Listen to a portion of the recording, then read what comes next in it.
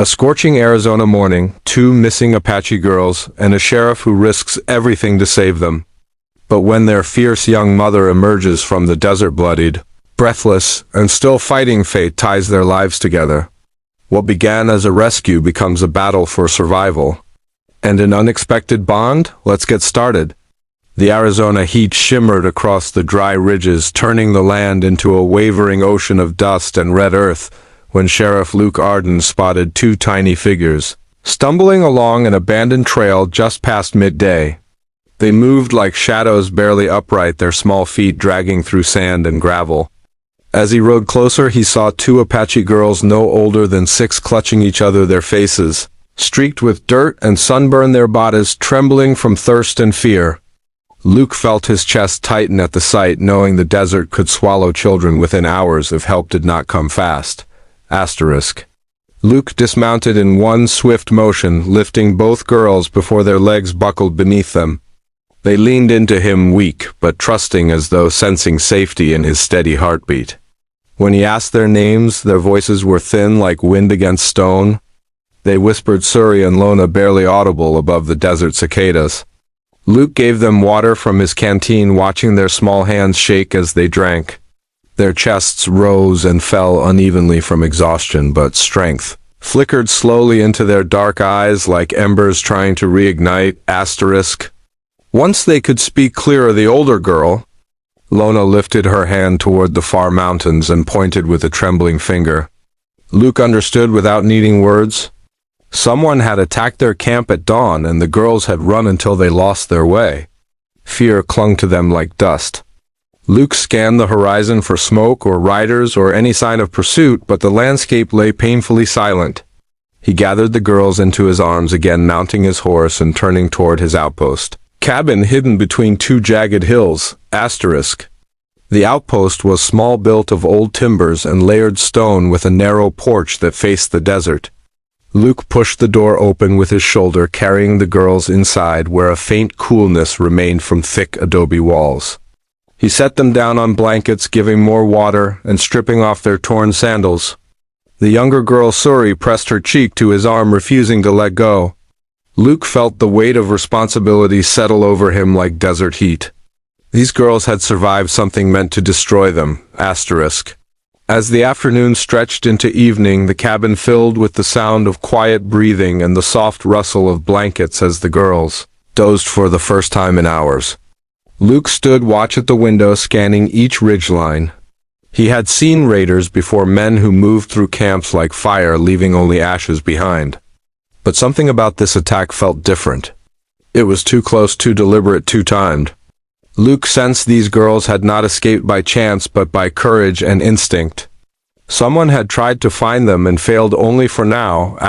When dusk settled over the desert, the wind changed, bringing a long echoing cry across the open land. Luke froze his hand, drifting instinctively toward the rifle leaning beside the door.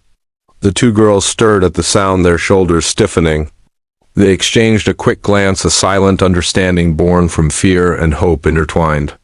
Suri whispered something in Apache that Luke could not translate, but he understood its meaning. Their mother was still alive, still searching, still fighting against the night.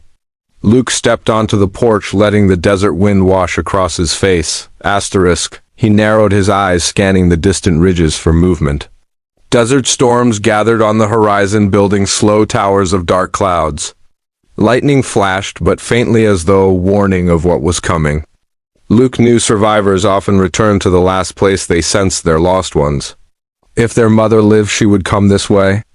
But he also knew the raiders might be following the same trail. The girls watched him from the doorway, silent, trusting every breath he took. Luke promised himself that no one would harm them tonight, not while he still drew air in his lungs. Inside the cabin, Luke lit a small lantern, its golden glow softly shaping the rough walls. He gave the girls warm broth and biscuits, though they ate slowly, as if remembering hunger was safe again. Lona finally spoke more clearly, telling Luke their mother had hidden them under brush before confronting the attackers. She had pushed them toward a narrow ravine, telling them to run fast and not look back. Luke listened without interrupting, feeling a slow fire build beneath his ribs. A mother who fought through raiders to save her children was no ordinary woman. Night deepened until the desert became a black sea dotted with stars like sparks caught in frozen air. Luke kept the rifle within arm's reach as he spread a bedroll near the door, promising the girls he would not sleep until morning. They curled close together, whispering softly as though reminding each other they were still alive. Luke leaned his back against the wall, feeling the quiet settle around him thick and heavy. He heard the desert breathing through cracks in the boards. Somewhere out there, a mother was wandering alone under a sky too wide for grief. As the lantern flickered lower, Luke stepped outside again, feeling the air shift with approaching storm winds. He heard another cry, this one softer, closer, almost swallowed by thunder in the distance. The girls hurried to the doorway, their eyes wide with hope. Luke felt his heart pound with a strange certainty.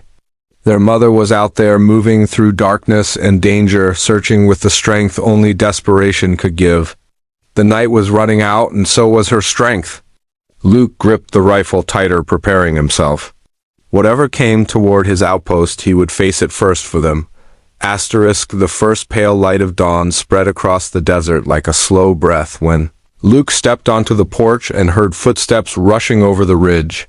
He tightened his grip on the rifle until he saw a young Apache woman running toward the outpost, her long braids flying behind her like black ribbons in the cool wind.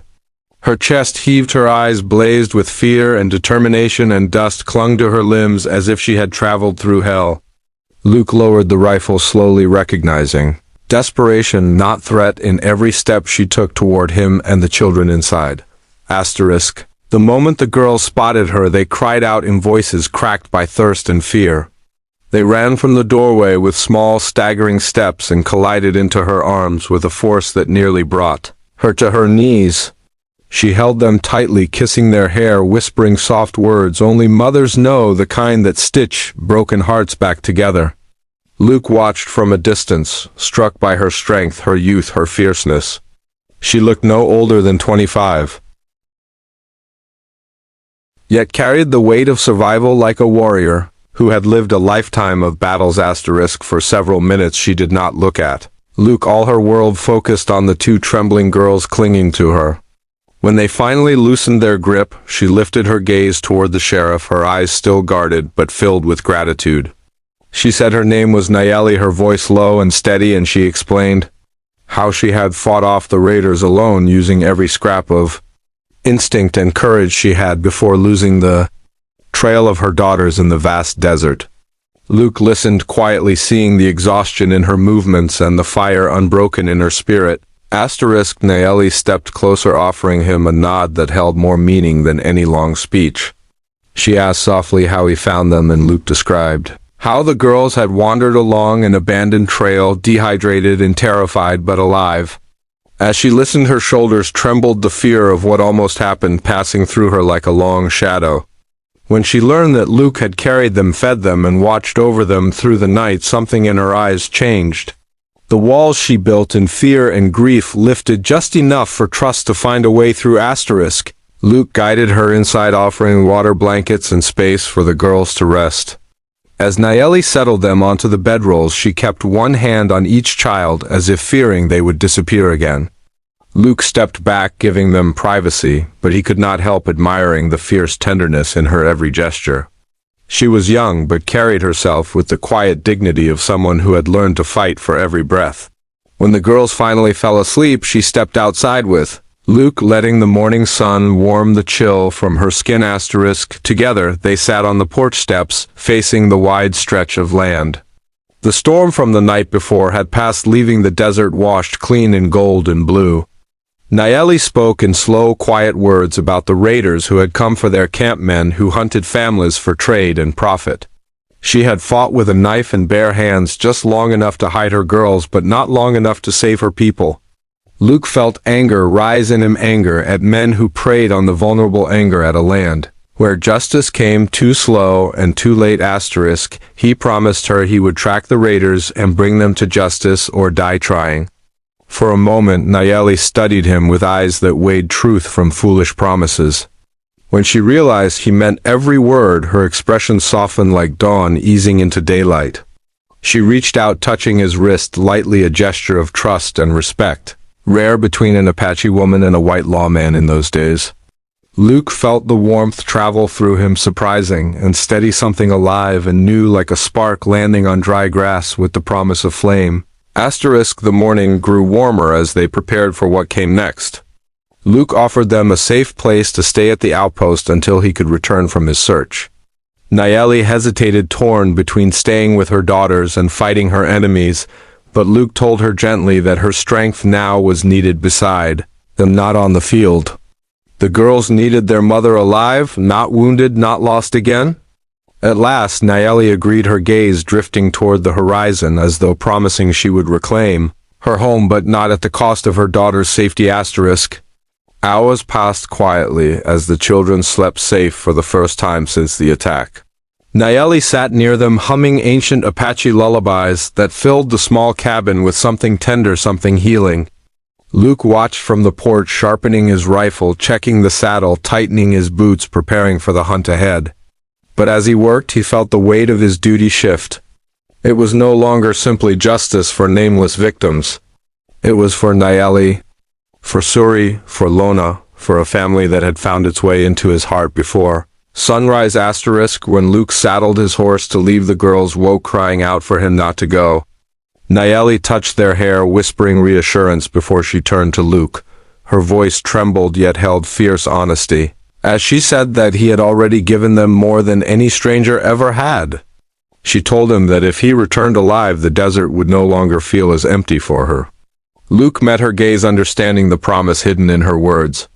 He raised his hat, nodded once, and rode toward the rising sun, determined to return to them or not return at all.